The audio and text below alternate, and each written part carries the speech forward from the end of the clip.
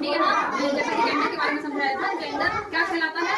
Gender यानी होता है लिंग, मतलब कि जिन शब्दों से हमें ये पता चले कि कौन आदमी है और कौन औरत है, यानी कि कौन स्त्री जाति का है और कौन पुरुष जाति का है ना, वो लिंग कहलाता है। तो आपकी किताब में सिर्फ 2 ही जेंडर है, एक पहला है फेमिनाइन जेंडर, दूसरा है मैस्कुलाइन जेंडर। ठीक है, फेमिनाइन जेंडर को हिंदी में बोलते हैं स्त्रीलिंग और मैस्कुलाइन जेंडर को हिंदी में बोलते हैं पुल्लिंग। स्त्रीलिंग का मतलब होता है जिन शब्दों से हमें, ठीक है, जिन शब्दों से हमें स्त्री जाति का पता चले। स्त्री जाति का कैसे, जैसे हमने बोल दिया राजा, सॉरी यहाँ स्त्रीलिंग होता है ना रानी, ठीक है, तो रानी जो शब्द है वो स्त्री, स्त्री मतलब जैसे औरतें, औरत शब्द हो गया वो स्त्री जाति का बोलते हैं। ठीक है, आदमी किसमें आएगा? पुल्लिंग में आएगा, है ना। यहाँ पे जैसे उदाहरण लिखा मदर, मदर यानी क्या होता है? माता, है ना।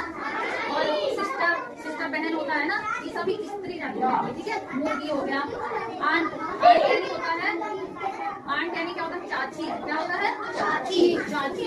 अंकल यानी क्या होता है? चाचा, चाचा। ठीक है, जितने भी शब्द ये, जितने भी शब्द स्त्री जाति को बताएंगे वो सब क्या कहलाएंगे? Feminine gender.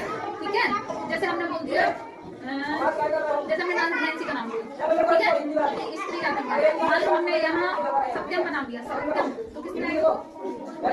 ठीक है, इंग्लिश में याद रखना है, फेमिनाइन जेंडर में आते हैं ये वाले स्त्री जाति वाले, ठीक है, और मैस्कुलाइन जेंडर में पुरुष जाति वाले आते हैं। ऐसे शब्द जो पुरुष जाति का बोलता है उसमें आएंगे मैस्कुलाइन जेंडर। ठीक है, जैसे कि फादर हो गया, ब्रदर हो गया, कुक यानी मुर्गा, है ना, और अंकल, अंकल यानी क्या होता है?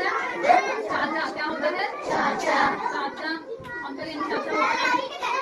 और किंग यानी होता है राजा, है ना। सन, SON, सन यानी होता है पुत्र, है ना। सन क्या है? मैस्कुलाइन जेंडर है, ठीक है, और डॉटर क्या है? फेमिनाइन जेंडर, है ना। जैसे डॉग, डॉग क्या है? मैस्कुलाइन जेंडर, डॉग कुत्ता तो है, कौन सा जेंडर है? Masculine gender, very good.